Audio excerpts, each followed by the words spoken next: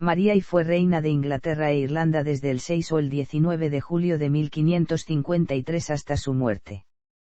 Es conocida por su intento de abrogar la reforma anglicana, que había comenzado durante el reinado de su padre, Enrique VIII. Las ejecuciones que marcaron la restauración del catolicismo en Inglaterra e Irlanda suscitaron que sus opositores protestantes la apodaran María la Sanguinaria. Fue la única hija de Enrique VIII con su primera esposa, Catalina de Aragón, en sobrevivir hasta la edad adulta. Su medio hermano Eduardo V, hijo de Enrique VIII y Juana Seymour, sucedió a su padre en 1547 a la edad de 9 años. Cuando Eduardo V enfermó de muerte en 1553, intentó sacarla de la línea de sucesión porque supuso que daría marcha atrás a las reformas protestantes que habían comenzado durante su reinado, y las de su padre. A su muerte, los principales políticos trataron de proclamar a Juana Grey reina de Inglaterra. María reunió a sus seguidores en Anglia Oriental y depuso a Juana I, quien tiempo después fue decapitada. Fue la primera soberana de Inglaterra por derecho propio, excluyendo los disputados reinados de Matilde I y Juana I. En 1554 contrajo matrimonio con el príncipe Felipe de España, convirtiéndose en reina consorte de la monarquía hispánica al ascenso al trono de su marido en 1556, si bien nunca visitó España.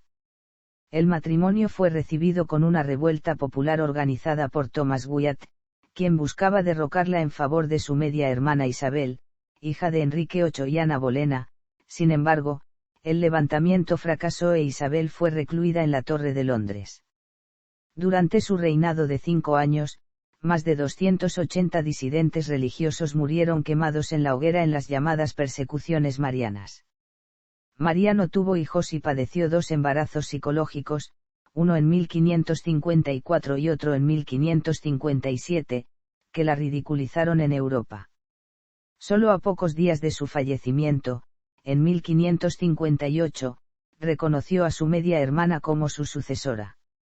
Después de su muerte, el restablecimiento del catolicismo en el país fue revertido con dureza por Isabel I, al comienzo de su reinado de 45 años, que clausuró la época Tudor. Nacimiento y familia. Nació el 18 de febrero de 1516 en el Palacio de Plasencia, en Greenwich, Inglaterra. Era la única hija del rey Enrique VIII y su primera esposa, Catalina de Aragón, hija de Fernando II de Aragón e Isabel I de Castilla, conocidos como los Reyes Católicos, que sobrevivió a la infancia. Su madre había sufrido muchos abortos involuntarios. Antes de su nacimiento, 4 embarazos previos habían resultado en una hija muerta y 3 hijos de corta vida o nacidos muertos, como Enrique, duque de Cornualles.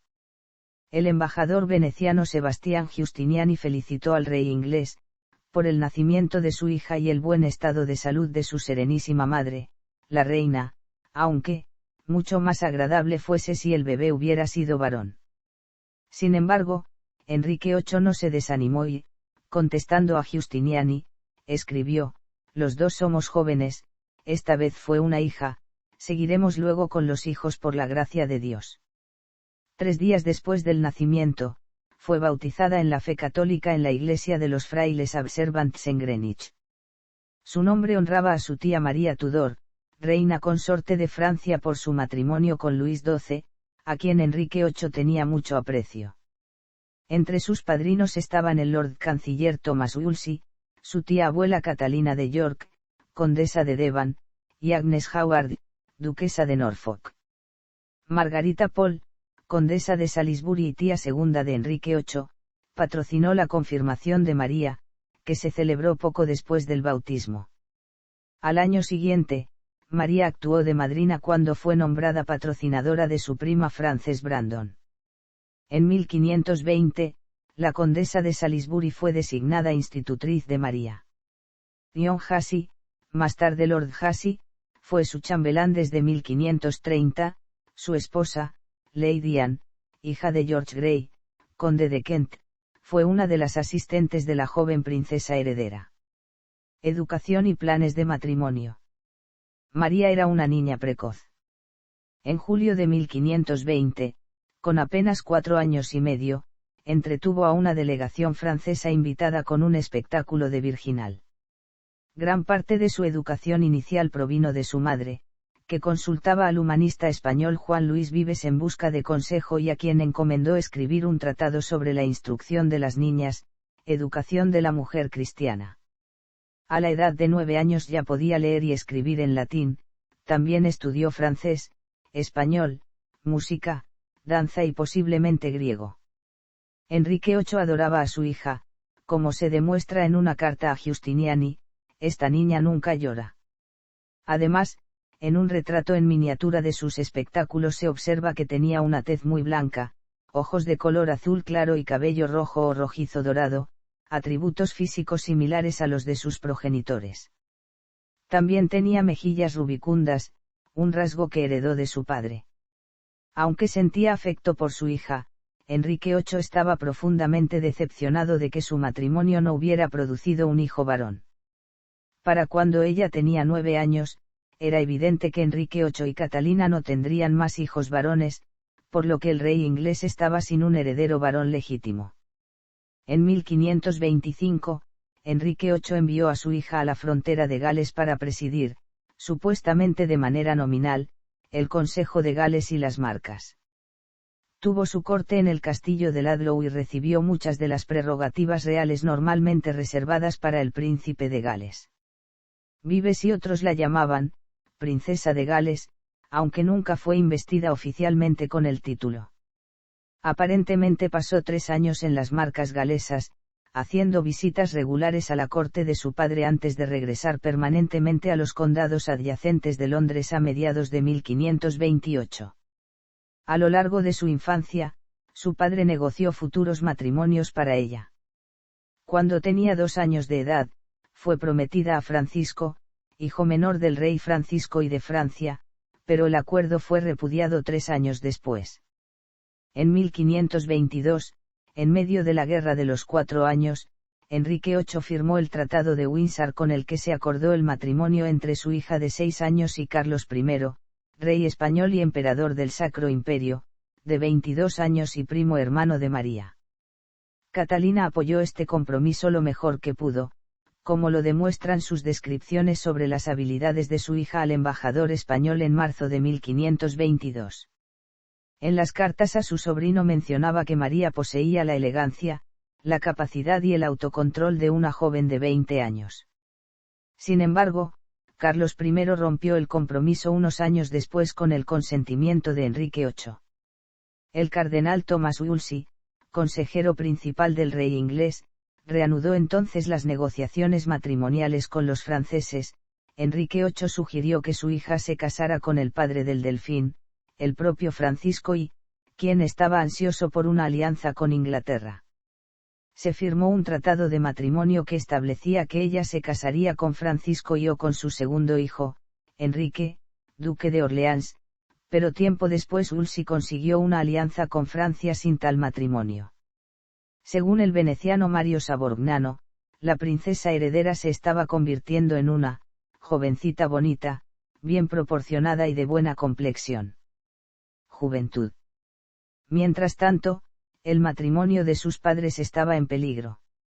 Decepcionado por la falta de un heredero varón y con ansias de volverse a casar, Enrique VIII intentó que se anulara su matrimonio con Catalina, pero el Papa Clemente VII rechazó su solicitud. Enrique VIII afirmó, citando pasajes bíblicos, que su matrimonio con Catalina era inmundo, porque ella era viuda del tío de María, Arturo. Catalina indicó que su matrimonio con Arturo nunca se consumó, por lo que no fue un enlace válido. Su primer matrimonio había sido anulado por un papa anterior, Julio II, sobre esa base. Clemente VII posiblemente era renuente a intervenir debido a las intimidaciones de Carlos I, sobrino de Catalina y antiguo prometido de María, cuyas tropas habían rodeado y ocupado Roma en la Guerra de la Liga de Cognac. Desde 1531, María se enfermaba frecuentemente de menstruación irregular y depresión, aunque no está claro si esto era causado por el estrés, la pubertad o una patología subyacente. No se le permitió ver a su madre, a quien Enrique VIII había enviado a vivir lejos de la corte real. A principios de 1533, su padre se casó con Ana Bolena, quien estaba embarazada de su próximo hijo, y, en mayo, Thomas Cranmer, arzobispo de Canterbury, anuló formalmente el matrimonio de Enrique VIII con Catalina y validó el enlace con Ana. Enrique VIII rechazó la autoridad papal y se proclamó jefe supremo de la Iglesia de Inglaterra. Catalina fue degradada a princesa viuda de Gales, título que habría tenido como viuda de Arturo, y María fue considerada ilegítima. Será llamada, la Dama María, en lugar de su tratamiento de Alteza Real, y sus derechos en la línea de sucesión fueron transferidos a su media hermana recién nacida, Isabel. Su casa fue disuelta y sus sirvientes, como la condesa de Salisbury, despedidos. En diciembre de 1533, María fue integrada en la casa de crianza de Isabel en Hatfield. También fue abandonado un intento de casarla con algún pariente de su madrastra. María rehusó firmemente reconocer a su madrastra como reina o a Isabel como princesa, lo que enfureció aún más a su padre. Bajo tensión y con restricción de movimiento, ella frecuentemente se enfermaba, perdiendo su lozanía, algo que el médico real William Booth atribuyó a los malos tratos recibidos. También porque tenía miedo de que la envenenaran, ya que Ana la consideraba una amenaza a sus intereses. El embajador imperial Eustace Chapuis se volvió su consejero cercano e intercedió, sin éxito, en su nombre en la corte. La relación entre María y su padre empeoró, no se hablaron durante 3 años. Aunque tanto ella como su madre estaban enfermas, a María le negaron el permiso para visitar a Catalina. Cuando su madre murió en 1536, María estaba, inconsolable, e insegura por su futuro. Catalina fue enterrada en la catedral de Peterborough.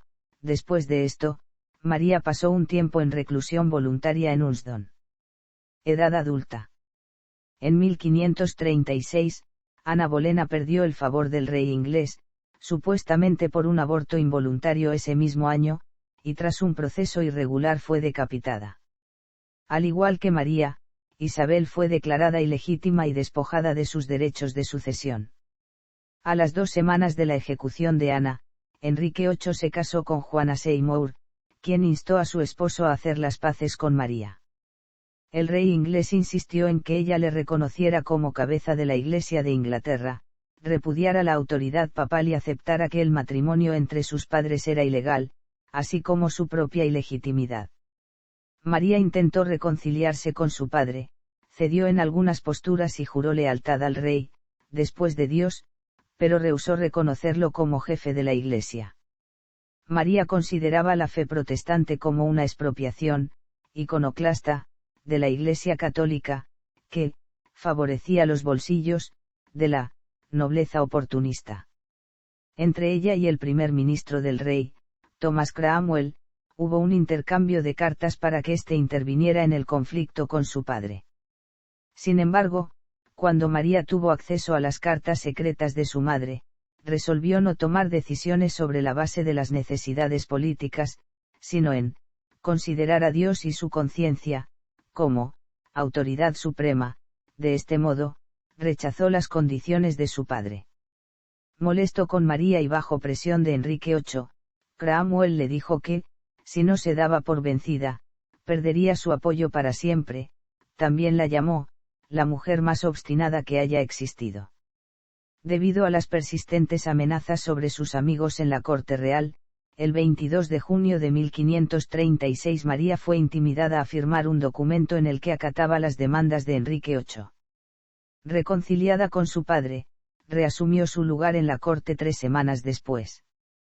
Enrique VIII le concedió una casa real, en la que se reincorporó Susan Clarence-Eux, la favorita de María.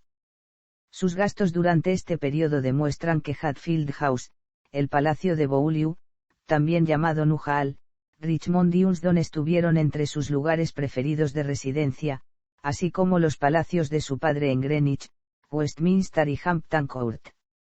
Entre las mercancías adquiridas había ropa fina y juegos de cartas, uno de sus pasatiempos favoritos. Los rebeldes en el norte de Inglaterra, como Lord Hussey, ex chambelán de María, hicieron campaña contra las reformas religiosas de Enrique VIII. Una de sus demandas era que se declarara legítima a María. La rebelión, conocida como la Peregrinación de Gracia, fue reprimida despiadadamente. Al igual que otros rebeldes, Hussey fue ejecutado. No hubo ningún indicio de que María estuviera directamente involucrada. Al año siguiente, 1537, Juana murió después de dar a luz a un hijo Eduardo. María fue su madrina de bautizo.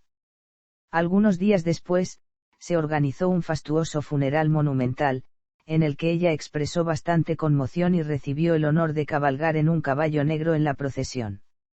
En los meses siguientes estuvo cuidando a su medio hermano, a quien, según los sirvientes, le prometió confidencias y lo trataba como si fuera su madre.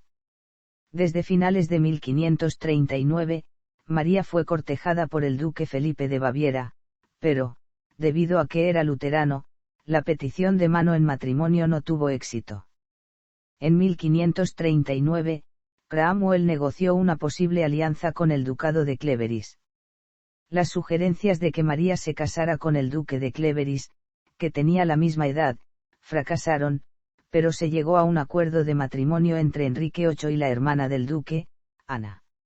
El rey inglés la conoció por primera vez a finales de diciembre de 1539, sin embargo, a tan solo una semana de la boda programada, no se sentía atraído hacia ella, pero no pudo cancelar el matrimonio por razones diplomáticas y ante la falta de un pretexto adecuado. Cromwell cayó en desgracia y fue arrestado por traición en junio de 1540. Uno de los cargos improbables en su contra era que había planeado casarse con la propia María. Ana consintió la nulidad del matrimonio, que no se había consumado, y Cromwell fue decapitado. En 1541, Enrique VIII ordenó que la condesa de Salisbury, antigua institutriz y madrina de María, fuera ejecutada por supuestamente haber participado en un complot católico, en el cual estaba implicado su hijo Reginald Pole. Según las crónicas, su verdugo era, un joven miserable y desatinado, que, literalmente cortó la cabeza y los hombros en trozos.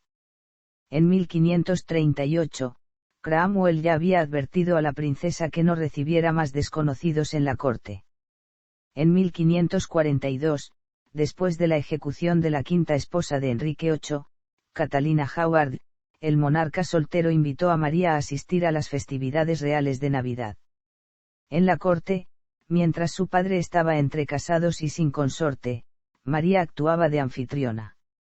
En 1543, Enrique VIII se casó con su sexta y última esposa, Catalina Parr, quien fue capaz de acercar a la familia. Enrique VIII reincorporó a sus dos hijas en la línea de sucesión mediante la Ley de Sucesión de 1544 y las situó después de Eduardo. Sin embargo, ambas permanecieron legalmente ilegítimas. Enrique VIII murió en 1547 y Eduardo V le sucedió. No obstante, en los países de mayoría católica lo consideraban hijo ilegítimo del monarca inglés, en cambio María era tratada como la legítima heredera del trono. Su primo Carlos I la alentó a reivindicar, pero ella resolvió aceptar a su medio hermano como rey de Inglaterra. En los primeros años de su infancia, Eduardo y sus medias hermanas eran muy cercanos, relación que se refleja en una carta de condolencias que el joven rey envió a María: no debemos lamentar la muerte de nuestro padre, pues fue la voluntad de Dios. Las cosas cooperan para bien. En lo que yo pueda, seré mejor hermano para ti y desbordaré de bondad. 3 meses después de la muerte de su padre, María dejó la casa de Catalina Parr, con quien vivía hasta entonces. María se retiró a sus propiedades heredadas en Norfolk, Suffolk y Essex y también le fueron concedidas Hunsdon y Beaulieu. Debido a que Eduardo V aún era niño, el poder pasó a un consejo de regencia dominado por protestantes y su tío Edward Seymour, quienes intentaron establecer su fe en el país. Por ejemplo, la Ley de Uniformidad de 1549 prescribió ritos protestantes para los servicios de la Iglesia, como el uso del nuevo libro de oración común de Thomas Cranmer. María permaneció fiel al catolicismo y celebró desafiantemente la misa tradicional en la capilla de sus propiedades. Hizo un llamado a su primo Carlos I para que aplicara presión diplomática, exigiendo que se le permitiera practicar su religión. Paralelamente, surgieron protestas contra las nuevas leyes religiosas y María era sospechosa de simpatizar y apoyar a los rebeldes. Seymour entonces consideró permitirle practicar su religión. Sin embargo, en una carta a su tío, Eduardo V no entendía, porque ella insiste en rechazar lo que fue enseñado por los buenos hombres cultos del reino, y que, conociendo su buen carácter y cariño, no me imagino una razón adecuada para su rechazo que no sea falta de información. El 14 de octubre de 1549, Seymour fue derribado por la nobleza y sustituido por John Dudley, duque de Northumberland, quien se convirtió en el nuevo protector del joven rey, ejerciendo una influencia decisiva sobre él. Durante la mayor parte del reinado de Eduardo V, María permaneció en sus propiedades y rara vez asistió a la corte. Entre mayo y julio de 1550, Carlos I planeó sacarla sigilosamente de Inglaterra con 3 barcos a la corte de su hermana en los Países Bajos, pero sus informantes advirtieron que los ingleses habían reforzado las costas. María entró en pánico y decidió no huir. Las diferencias religiosas entre ella y su medio hermano continuaron.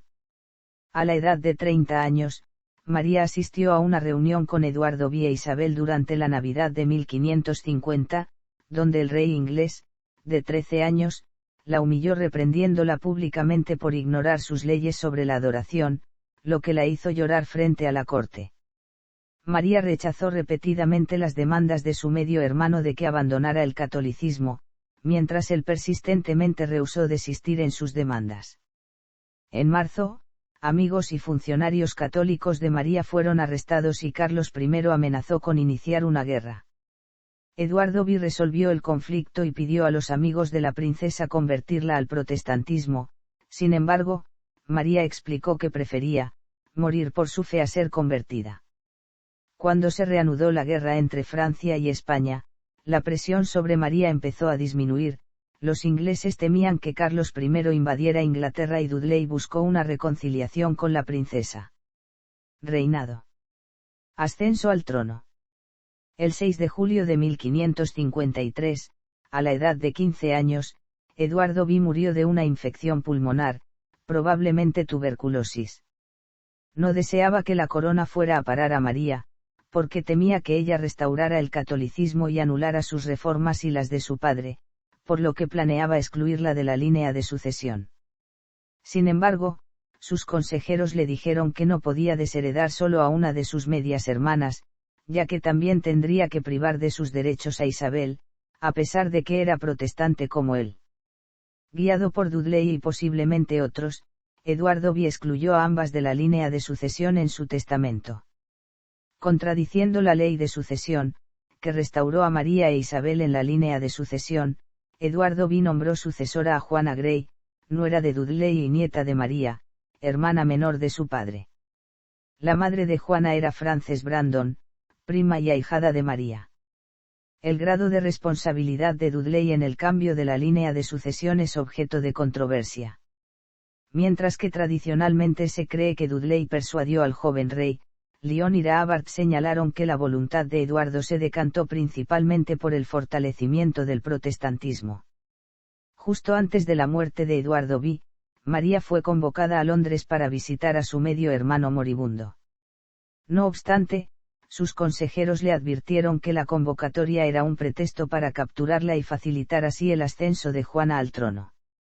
Por tanto, en lugar de dirigirse a Londres desde su residencia en Hunsdon, huyó a Anglia Oriental, donde poseía extensas propiedades y también donde Dudley había suprimido cruelmente la rebelión campesina de Robert Kett.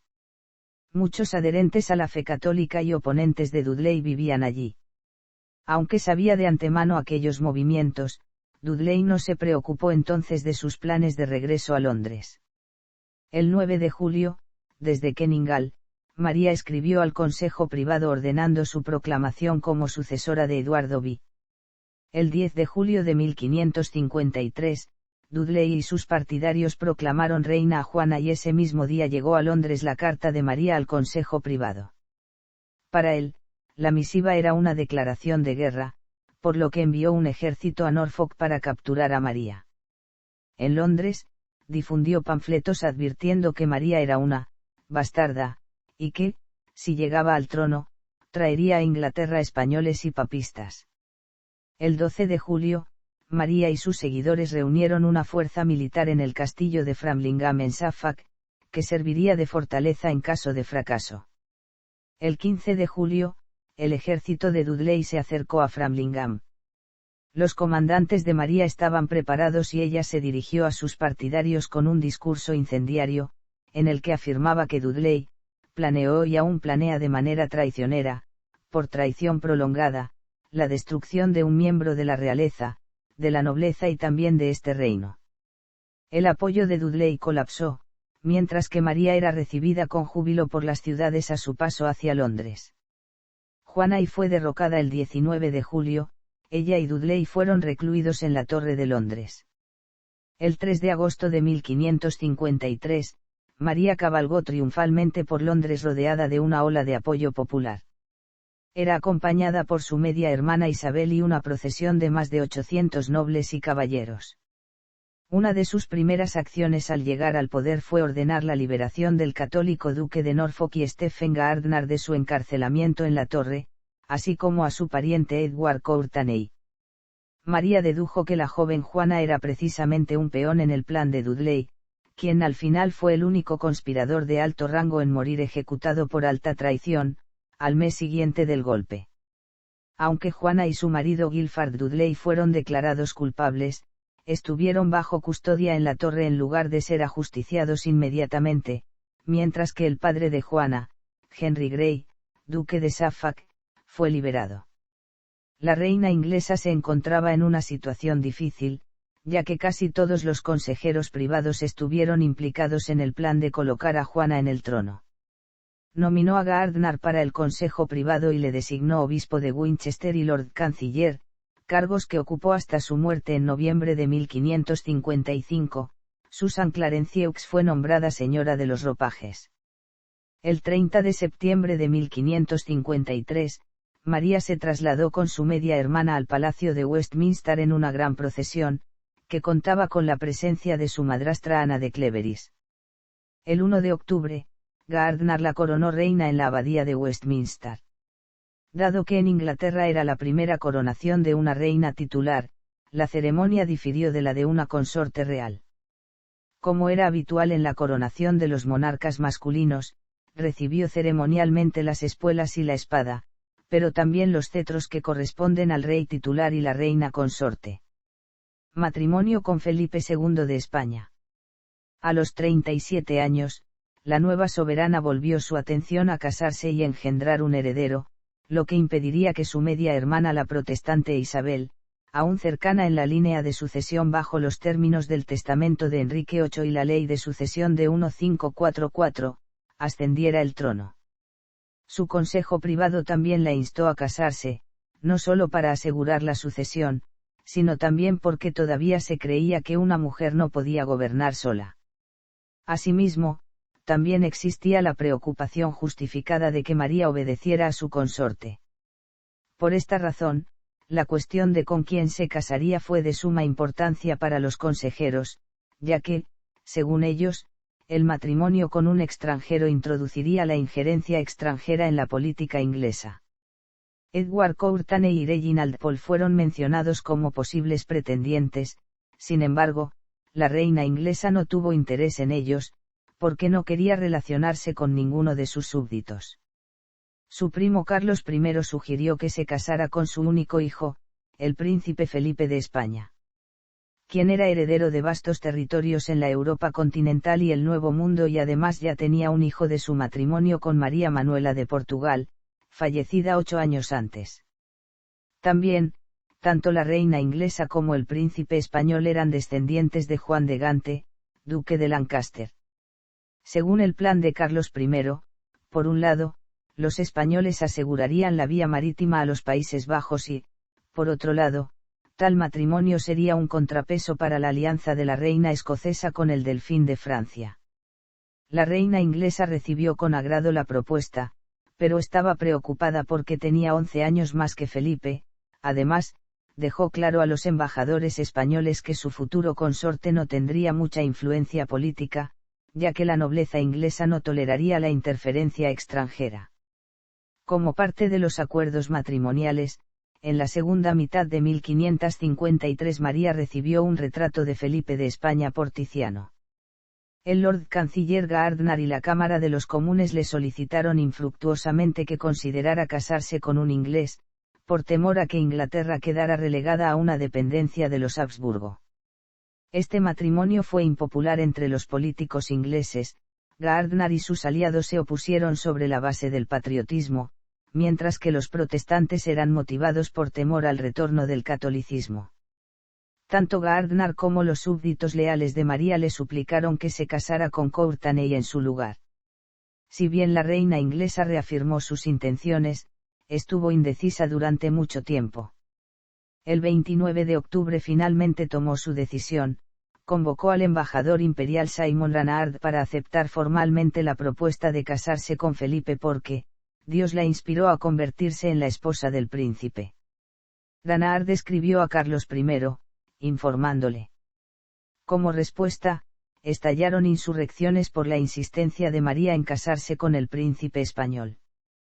Thomas Wyatt, el joven, lideró una fuerza de Kent para deponerla a favor de su media hermana, como parte de una conspiración más amplia conocida como la Rebelión de Wyatt, que también involucró al duque de Suffolk, padre de Juana. La reina inglesa anunció públicamente que convocaría al Parlamento para discutir el matrimonio y si éste decidía que la propuesta no era ventajosa para el reino entonces ella se abstendría de continuar. Al llegar a Londres, Wyatt fue derrotado y capturado. El duque de Suffolk, su hija Juana, su marido Guilford Dudley y Wyatt fueron ejecutados. Courtenay, también implicado en la trama, fue encarcelado y luego exiliado. Aunque protestó por su inocencia en el caso de Wyatt, Isabel estuvo recluida en la Torre de Londres durante 2 meses y luego puesta bajo arresto domiciliario en el Palacio de Woodstock. María fue, si se excluyen los breves y disputados reinados de Matilde y Juana I, la primera reina de Inglaterra por derecho propio. El régimen legal de su matrimonio con el príncipe Felipe se basó en la doctrina del derecho consuetudinario inglés sobre el iure uxoris, en el que la propiedad y los títulos pertenecientes a una mujer se hacían propios del esposo al casarse y, por tanto, los políticos ingleses temían que cualquier hombre con el que se casara la reina se convirtiera de este modo en rey de Inglaterra de facto y nominalmente. A diferencia de los abuelos de María, Fernando II de Aragón e Isabel I de Castilla, que habían conservado la soberanía de sus propios reinos durante su matrimonio, en Inglaterra no existía precedente a seguir. El Parlamento finalmente aprobó la llamada Ley de Matrimonio de la Reina María, que estipulaba que Felipe recibiría el tratamiento de rey de Inglaterra. Los documentos oficiales, así como las leyes del Parlamento, se titularían con los nombres de ambos y el Parlamento debía ser convocado bajo la autoridad conjunta de la pareja, solo mientras María viviera. El Reino de Inglaterra no estaría obligado a proporcionar apoyo militar al padre de Felipe en ninguna guerra y él no podría actuar sin el consentimiento de su esposa ni nombrar extranjeros en cargos en Inglaterra. Tanto la reina como su descendencia solo podrían abandonar el país con el consentimiento de la nobleza. El tratado fue uno de los más ventajosos que haya tenido Inglaterra, tanto que Felipe estuvo furioso con las condiciones impuestas. Si bien las aceptó por el bien de asegurar su matrimonio, dijo que, de ninguna manera me obligaría a mí mismo ni a mis herederos a cumplir con las cláusulas, especialmente aquellas que serían una carga para mi conciencia. Mientras María quedó muy complacida con la postura de su prometido al ver su retrato pintado por Tiziano, a Felipe le sucedió todo lo contrario al ver el de la reina realizado por Antonio Moro. No tenía ningún sentimiento amoroso hacia ella y solo buscó la alianza matrimonial por intereses políticos y estratégicos. El 29 de julio de 1554, Ruy Gómez de Silva, ayudante de Felipe, describió a la reina como de buen alma, más mayor de lo que nos dijeron, En una misiva a Francisco de Eraso en Bruselas, añadió. Para elevar a su hijo al rango de su cónyuge, Carlos I cedió a Felipe la corona de Nápoles, así como su derecho al reino de Jerusalén. Por tanto, María se convirtió en reina consorte de Nápoles y de Jerusalén al momento de casarse. La boda en la Catedral de Winchester, el 25 de julio de 1554, tuvo lugar tan solo 2 días después del primer encuentro en persona. Según el acuerdo de matrimonio, Felipe recibió el título de rey de Inglaterra, pero su verdadero poder se limitó a las funciones de príncipe consorte. Como no sabía hablar inglés, se comunicaba con ella en una mezcla de español, francés y latín. A pesar de sus reservas, Felipe se presentó como un marido respetuoso y amable, tanto que la reina inglesa se enamoró profundamente de él. En una carta a su primo Carlos I, María escribió: embarazo psicológico. En septiembre de 1554, María dejó de menstruar, aumentó de peso y sentía náuseas por las mañanas. Por estos motivos, casi la totalidad de la corte real, incluidos sus médicos, creyeron que estaba embarazada. El Parlamento aprobó una ley que designó a Felipe regente en caso de la muerte de la reina inglesa en el parto.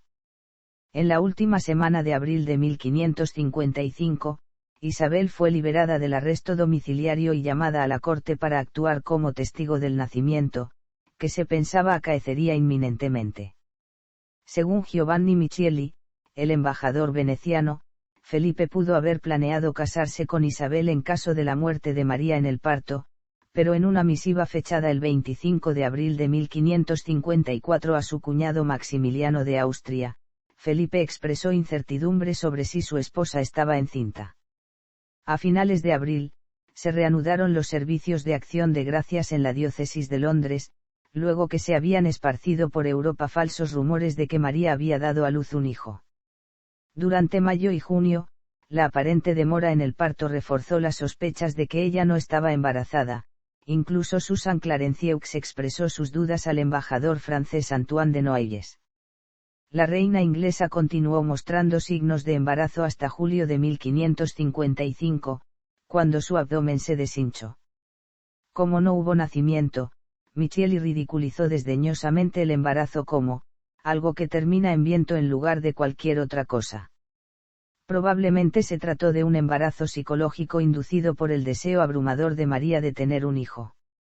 En agosto, poco después de su desgracia, que la reina inglesa percibió como el castigo de Dios, por haber tolerado herejes, en su reino, Felipe partió de Inglaterra a comandar sus ejércitos contra los franceses en Flandes. María estaba devastada y cayó en una profunda depresión. Michieli se conmovió por el dolor de la reina inglesa y escribió que ella estaba, extraordinariamente enamorada, de su marido y acongojada por su partida. Isabel permaneció en la corte hasta octubre, aparentemente con su favor ante la reina restaurado, según Antoine de Noailles. A falta de hijos, Felipe estuvo preocupado que, en lugar de su cuñada Isabel, la corona inglesa pudiese caer en manos de la reina escocesa, que estaba comprometida con el delfín de Francia. Como María y Estuardo ya había reclamado el trono inglés, se convirtió en un peón importante para los franceses, que se hubieran aprovechado de la situación legal de Isabel. Si María hubiera muerto sin hijos y su media hermana le hubiese sobrevivido sin su apoyo, el trono inglés habría ido a la reina escocesa y, por tanto, a la familia real francesa. Felipe persuadió a su esposa de que Isabel debía casarse con su primo Manuel Filiberto, duque de Saboya, para asegurar la sucesión católica y preservar los intereses de los Habsburgo sobre Inglaterra, pero Isabel rehusó cumplir esto. Además, el consentimiento parlamentario era poco probable. Política religiosa. Al mes siguiente a su ascenso al trono, María emitió un edicto en el que no obligaría a ninguno de sus súbditos a seguir su religión y con un llamado a la comprensión y tolerancia. Sin embargo, después María dio los primeros pasos para una reconciliación con la Iglesia católica. En agosto de 1553, escribió al Papa Julio III asegurando que iba a persuadir al Parlamento inglés a revocar las muchas leyes maravillosas implantadas por mis antecesores. Inicialmente, no quería realizar cambios religiosos bruscos sin una resolución parlamentaria y, por tanto, toleró al principio a los protestantes. La única excepción era su media hermana Isabel, a quien quería convertir al catolicismo por razones políticas. Mientras la reina inglesa seguía soltera y sin hijos, su media hermana era la sucesora legítima. Como Isabel solo iba a misa bajo presión, María consideró seriamente nombrar sucesora a su prima católica Margarita Douglas. El primer parlamento de su reinado, reunido a principios de octubre de 1553, declaró válido el matrimonio de sus padres y abolió las leyes religiosas de Eduardo V. La doctrina de la Iglesia fue restaurada a lo acordado en los 6 artículos de 1539, que, entre otras cosas, reafirmaban el celibato clerical. Los sacerdotes casados fueron privados de sus beneficios anteriores. Los líderes eclesiásticos protestantes, John Bradford, John Rayers, John Hooper, Douglas Tamar y Thomas Cranmer, entre otros, fueron los primeros en ser arrestados. María siempre había rechazado la ruptura con la Santa Sede instituida por su padre y el establecimiento del protestantismo por parte de los regentes de su medio hermano. Felipe convenció al Parlamento inglés de derogar las leyes religiosas de Enrique VIII y así devolver la Iglesia en Inglaterra a la jurisdicción romana. Alcanzar a este acuerdo tomó muchos meses y la reina inglesa y el Papa Julio III tuvieron que hacer una importante concesión: las tierras confiscadas a los monasterios durante el reinado de Enrique VIII no serían devueltas a la Iglesia, sino que permanecerían en manos de sus nuevos propietarios, entre los que había muchos parlamentarios. Para finales de 1554 el Papa ya había aprobado el acuerdo, mientras en Inglaterra se revivieron las leyes de herejía, aprobadas entre 1382 a 1414 y abolidas durante los reinados de Enrique VIII y Eduardo V. Aplicando esta legislación, las autoridades ejecutaron a numerosos protestantes en las llamadas persecuciones marianas. Alrededor de 800 protestantes acaudalados, como John Fax, eligieron el exilio que quedarse. Las primeras ejecuciones se realizaron en un periodo de 5 días a principios de febrero de 1555, John Rayers el 4 de febrero, Lawrence Saunders el 8 de febrero y Rowland Taylor y John Hooper el 9 de febrero.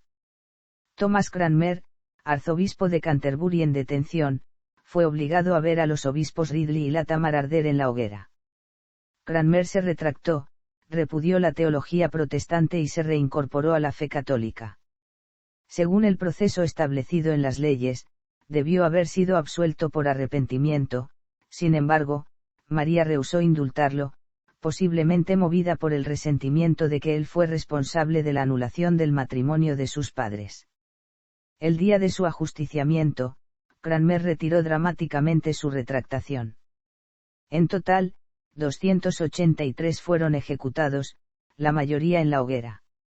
Las quemas resultaron tan impopulares que incluso Alfonso de Castro, uno de los miembros del personal eclesiástico de Felipe, las condenó y un consejero, Simon Ranard, advirtió a la reina que esa ejecución cruel podría provocar una revuelta.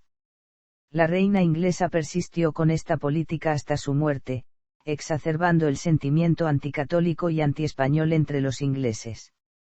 Las víctimas de las persecuciones eran tratadas como mártires.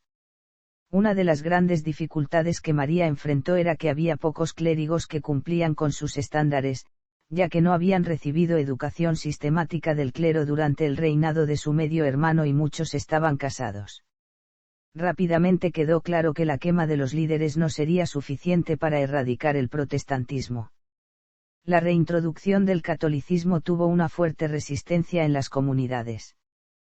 También la reina inglesa carecía de fondos para adaptar las iglesias parroquiales a los estándares católicos. Muchas comunidades no pudieron adquirir altares de piedra, túnicas sacerdotales y vasos sagrados y rehusaron cooperar con los ministros de la corona. Reginald Pole, hijo de la institutriz ajusticiada de María y una vez considerado pretendiente, regresó como legado papal en noviembre de 1554. Fue ordenado sacerdote y nombrado arzobispo de Canterbury inmediatamente después de la ejecución de Cranmer en marzo de 1556. Antes de esta fecha se desempeñaba como diácono dentro de la Iglesia Católica y no fue ordenado sacerdote hasta un día antes de su consagración como arzobispo. Con la asesoría del Concilio de Trento, Paul esperaba reformar la enseñanza clerical y preparar un sacerdocio católico bien educado. Sin embargo, estas reformas no se consumaron, ya que, con el ascenso de Isabel I, fueron revertidas. Política exterior. Continuando con la reconquista Tudor de Irlanda, durante el reinado de María y Felipe los colonos ingleses se asentaron en las tierras medias irlandesas. Se fundaron los condados de Cairns y Kings y se construyeron nuevos asentamientos. Sus ciudades principales fueron llamadas respectivamente Maryborough y Philipstown. En enero de 1556, abdicó el suegro de María.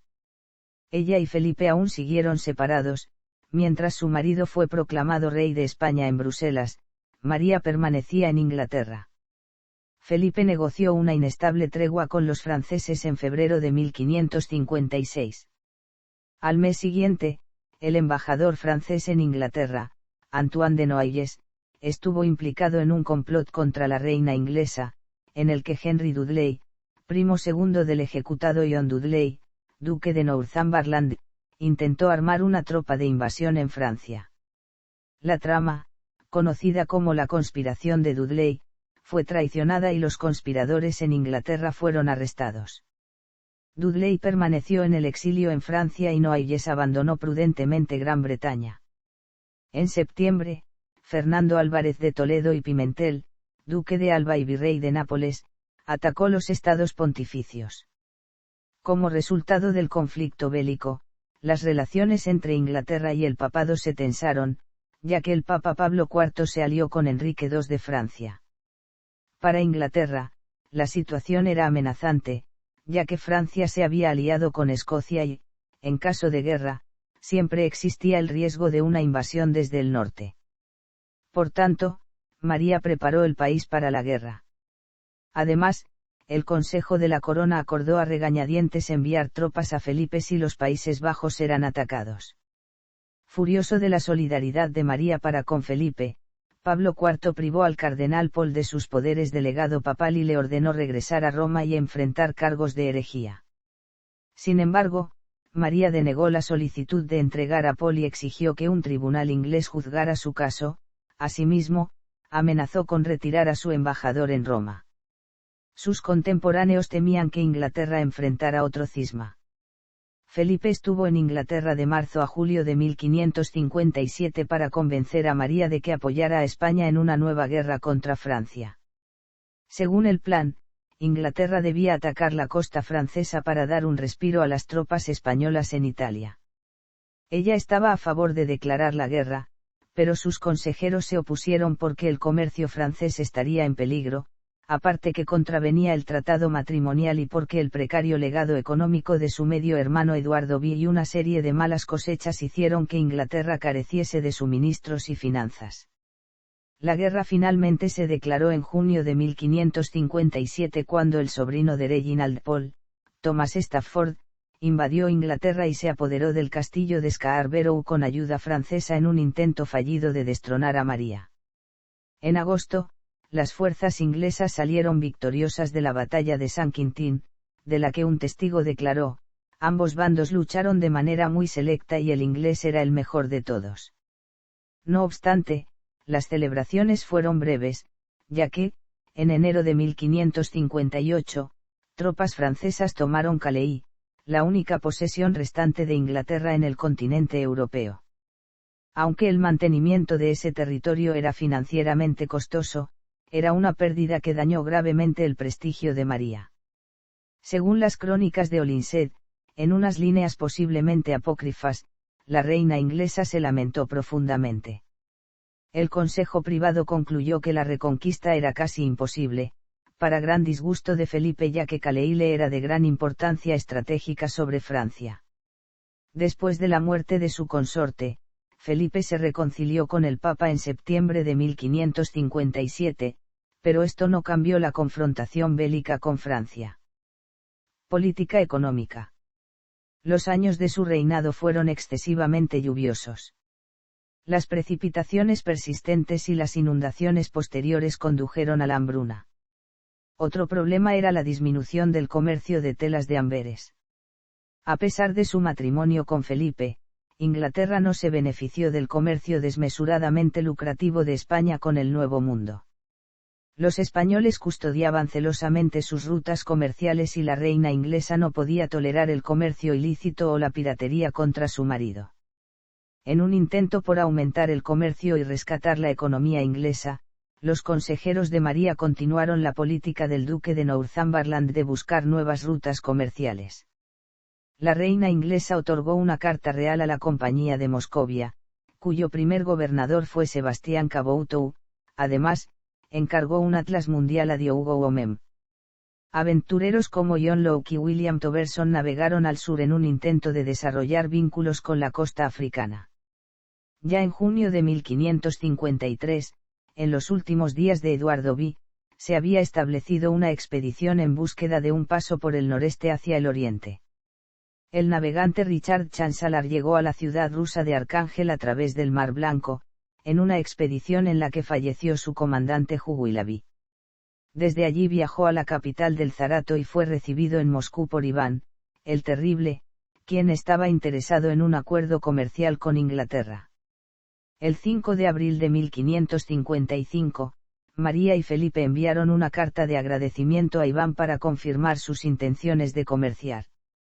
Financieramente, el gobierno de María dedujo que el sistema económico aún medieval ya no era eficaz al Estado, por lo que emprendió un plan de reformas.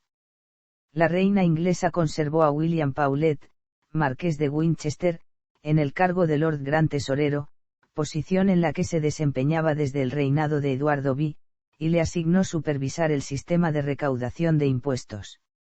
John Baker, marqués de Winchester, y Walter Mildmay trataron de reactivar el tesoro, pero sus reformas tardaron mucho tiempo en tener efecto. La Casa Real también había estudiado a fondo nuevas formas de ahorrar dinero. Un informe reveló que la reina pagaba a sus sirvientes y subordinados mucho más de lo que su padre había hecho y que se gastaban grandes sumas en el guardarropa real. La moneda inglesa había experimentado problemas tanto en el reinado de Enrique VIII como en el de Eduardo V. María hizo planes para la reforma monetaria, pero no se implementaron hasta después de su muerte. Ante la falta de aplicación de los nuevos aranceles a las nuevas formas de importaciones, Inglaterra descuidó una fuente importante de ingresos. Para resolver este problema, el gobierno de María publicó un libro de tasas, revisado, que enumeraba los aranceles e impuestos para cada importación. Esta publicación no fue revisada exhaustivamente hasta 1604. María también promovió deliberadamente el comercio inglés gravando los bienes importados más que los manufacturados en Inglaterra.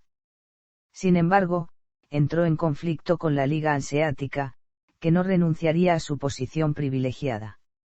Sin embargo, dado que la Liga Hanseática había prestado dinero a la corona inglesa en varias ocasiones, la reina inglesa estaba dispuesta a hacer concesiones. La Liga Hanseática pagó los mismos impuestos que otros comerciantes durante 2 años y a cambio se le permitió adquirir materiales en Inglaterra que antes no habían sido posibles. Dado que la medida fue impopular entre los comerciantes ingleses, se revirtió 2 años después. María impulsó las reformas sociales y concedió casi el doble de cartas y actas de fundación que sus predecesores. Entre otras cosas, promovió la integración de ciudades y distritos, lo que aumentó la eficiencia de la administración y la industria. A través de sus esfuerzos, las ciudades pudieron actuar como corporaciones ante la ley. De esta manera, podían poseer tierras por derecho propio y usar sus ganancias para programas educativos, bienestar y obras públicas.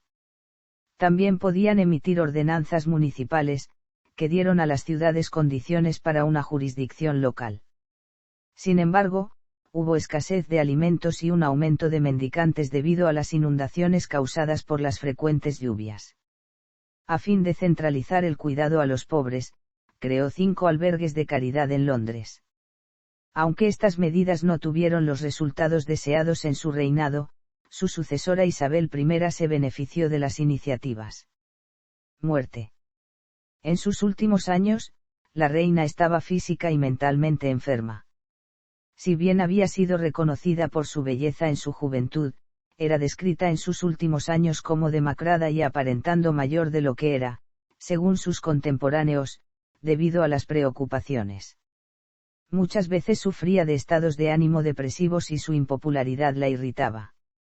El embajador de Venecia, Giovanni Michieli, describió el gran cambio que ella había sufrido desde el comienzo de su reinado, cuando disfrutaba de tanta simpatía entre la población, como nunca se ha mostrado a ningún gobernante de este reino.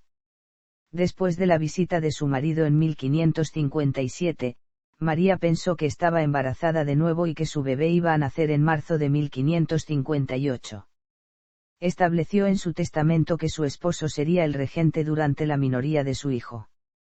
Sin embargo, dado que desde el principio hubo dudas sobre el embarazo, no se hicieron preparativos para el parto como en el primero. María se sentía débil y enferma desde mayo de 1558, padecía de ataques de fiebre, insomnio, dolores de cabeza y problemas de visión. En agosto, enfermó de gripe durante una epidemia que azotó la capital y fue trasladada al palacio de Styles. Sufriendo dolor, posiblemente por quistes ováricos o cáncer uterino, dictó su última voluntad, admitiendo que no estaba embarazada y que su sucesor en el trono debía cumplir los requisitos establecidos en las leyes. Aún era renuente en designar heredera a su media hermana, aunque los españoles y su parlamento la persuadieron para evitar que María y Estuardo heredase el trono. El 6 de noviembre, María finalmente cedió y nombró oficialmente a Isabel su sucesora y heredera del trono. Justo antes de la medianoche del 16 de noviembre, recibió la extrema unción. Murió el 17 de noviembre de 1558, a los 42 años, entre las 5 y las 6 de la mañana, 6 horas después. Isabel, muy dolida tras conocer la noticia, fue proclamada reina y, otras 6 horas más tarde, Reginald Pole también sucumbió a la epidemia de gripe. El Parlamento tuvo reacciones mixtas en la sesión posterior al fallecimiento, principalmente por los preparativos para la coronación de la nueva reina. En Bruselas, Felipe escribió a su hermana Juana: «Sentí un lamento razonable por su muerte». El cuerpo de María fue, como era costumbre en Inglaterra, embalsamado y exhibido durante 3 semanas. Aunque en su testamento declaró su deseo de ser enterrada al lado de su madre, el 14 de diciembre fue inhumada, tras una opulenta procesión dirigida por Margarita Douglas y ceremonia pagada por Isabel I, en la capilla mariana de Enrique VII de la abadía de Westminster, en una tumba que finalmente compartió con su media hermana. La inscripción latina en su tumba dice: Regno consorte Saturna, Hic dormimus Elisabeth et Maria sorores, inespi resurrectionis, colocada por el sucesor de su media hermana, Jacobo, y, que se traduce, compañeras en el trono y la tumba, aquí descansan, Isabel y María, hermanas, en la esperanza de la resurrección. Legado. En su servicio fúnebre, John White, obispo de Winchester, elogió a María: era hija de un rey, era hermana de un rey, era esposa de un rey. Era una reina y por el mismo título un rey también. Fue la primera mujer en reclamar exitosamente el trono de Inglaterra, enfrentando una competencia reñida y oposición decidida. Disfrutó del apoyo popular y la simpatía durante los primeros años de su reinado, especialmente entre los católicos de Inglaterra. Sin embargo, María carecía del carisma personal y la afinidad natural que poseía su media hermana. Por ello, juzgó mal la situación política y religiosa y, sobre todo, la reacción de la población a la reversión al catolicismo. Sin embargo, Isabel necesitó más de 5 años para deshacer los cambios de su media hermana, algo que la investigadora Anne Bake tomó como evidencia de que, aun con la persecución de los protestantes, el catolicismo había vuelto a afianzarse. Los escritores protestantes de la época y de años posteriores frecuentemente tuvieron una visión muy negativa del reinado de María. En el siglo XVII, el recuerdo de las persecuciones religiosas llevó a la adopción del sobrenombre, María la Sanguinaria. John Knox la condenó en su First Blast of the Trumpet Against the Monstrous Regiment of Women y fue vilipendiada duramente por John Fax en Acts and Monuments. Las ediciones subsiguientes del libro de Fax siguieron siendo populares a lo largo de los siglos y ayudaron a dar forma a percepciones perdurables sobre ella como un tirana sangrienta. En el siglo XIX, los clérigos de la Inglaterra protestante consideraban predeterminada la magnificencia inglesa, que automáticamente marcó a la católica María como la antagonista de la Reforma anglicana. Asimismo, en el folclore anglosajón, su vida marcada por los falsos embarazos y el violento sometimiento de los protestantes contribuyó a que el epíteto, María la Sanguinaria, estuviera íntimamente relacionado con la leyenda del fantasma del espejo. En el siglo XX es recordada por sus esfuerzos en restaurar la primacía del catolicismo en Inglaterra, después de la poderosa influencia protestante en el efímero reinado de su medio hermano Eduardo V. Los historiadores protestantes han denigrado durante mucho tiempo su reinado e indican que en solo 5 años María envió a la hoguera a varios cientos de protestantes durante las persecuciones marianas. A mediados del siglo XX, H.F.M. Prescott intentó corregir la tradición de que María era intolerante y autoritaria, por esto, la erudición a partir de entonces ha tendido a tratar las evaluaciones más antiguas y sencillas de María con mayores reservas. Un revisionismo historiográfico desde los años 1980 ha mejorado hasta cierto punto su reputación entre los académicos. Christopher Hey arguyó que la reactivación de las festividades religiosas y las prácticas católicas fueron bien recibidas por el público en general. Hey concluyó que, los últimos años del reinado de María no fueron una preparación horrible para la victoria protestante, sino una consolidación continua de la resistencia católica. También persiste el debate sobre quién fue el verdadero responsable de las muertes en la hoguera. John Fax consideró a Edmund Barnard, obispo de Londres, uno de los cazadores de herejes más infames, pero Barnard estaba más interesado en que los sospechosos se retractaran en lugar de quemarlos. Si bien el arzobispo Paul confiaba en las quemas para demostrar que no era hereje ante el nuevo Papa Pablo IV, Fax indicó que Paul, no uno de esos sangrientos y crueles papistas. Paul se dio cuenta rápidamente lo impopulares que eran las ejecuciones. Sin embargo, Prescott criticó que él tampoco hizo ningún intento por influenciar a la reina inglesa en este sentido, que siempre daba gran estima a su consejo. Aunque deseoso de restaurar el viejo orden, Gardner votó a favor de la reintroducción de las leyes de herejía, pero se retiró de la cacería del herejes tras la quema en la hoguera de los principales protestantes. Por tanto, es muy posible que María haya decretado personalmente estas ejecuciones. En una orden real a Barnard fechada el 24 de mayo de 1555, María le exigió proceder más rápido contra los herejes y no perder el tiempo. Sin embargo, Prescott mencionó que la reina inglesa ya se había retirado de los asuntos estatales durante el falso embarazo. Existe la posibilidad de que, al menos durante este periodo, las órdenes reales hayan sido aprobadas por Felipe y el Consejo Privado. Según Whitelocke, los críticos coinciden en que la reina inglesa tuvo el suficiente poder para poner fin a las persecuciones en cualquier momento.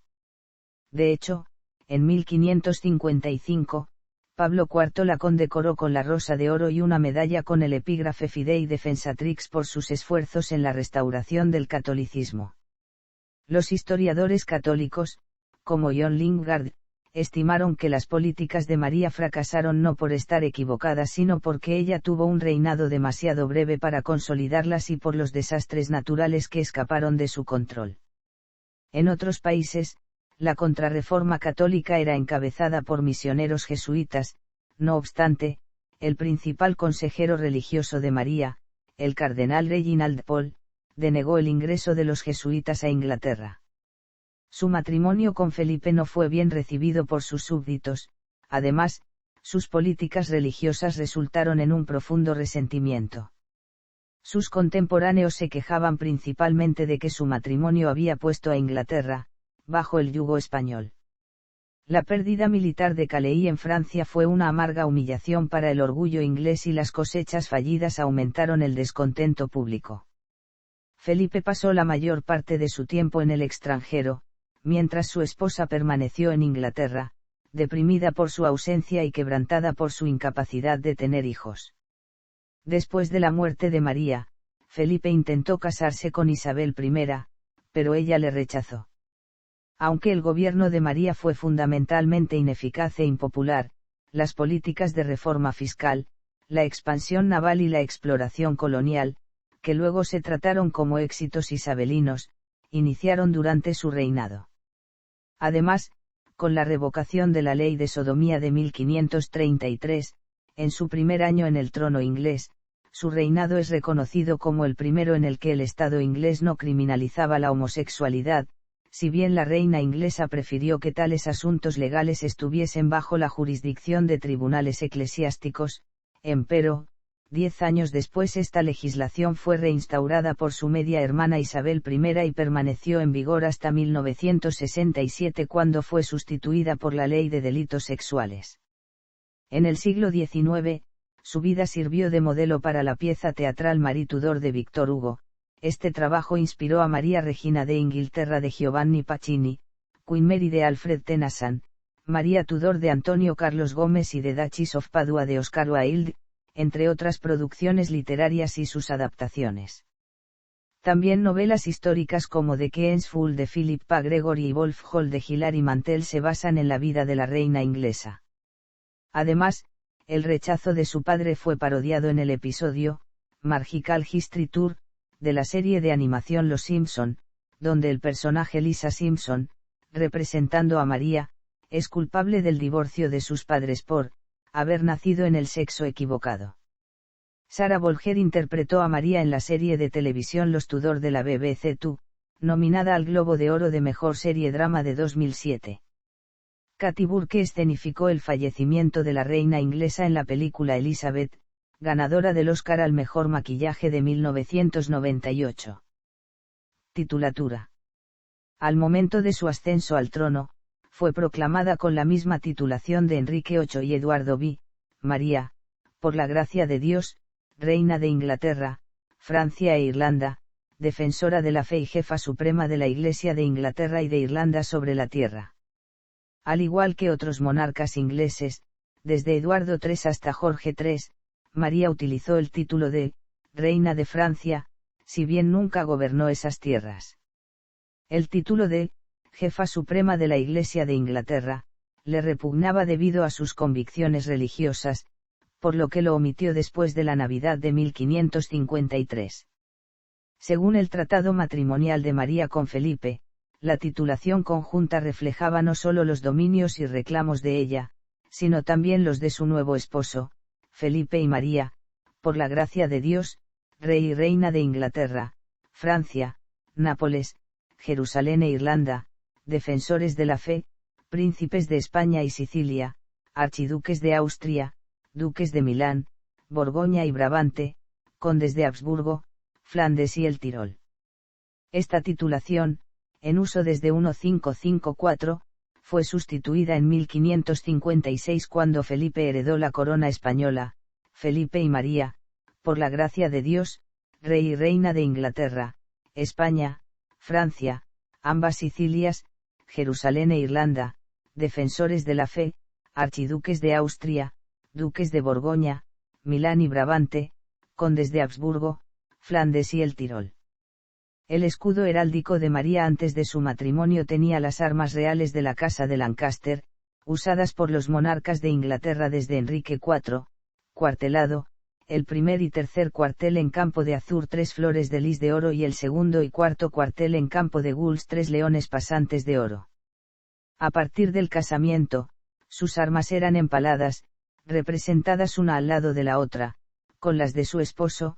De esta manera, se colocaba un águila de sable nimbada de oro y un león coronado de oro a los extremos del blasón, representando respectivamente a España e Inglaterra.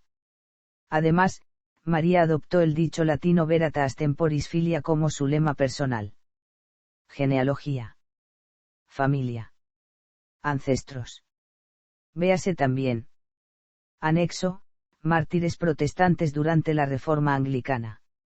Notas.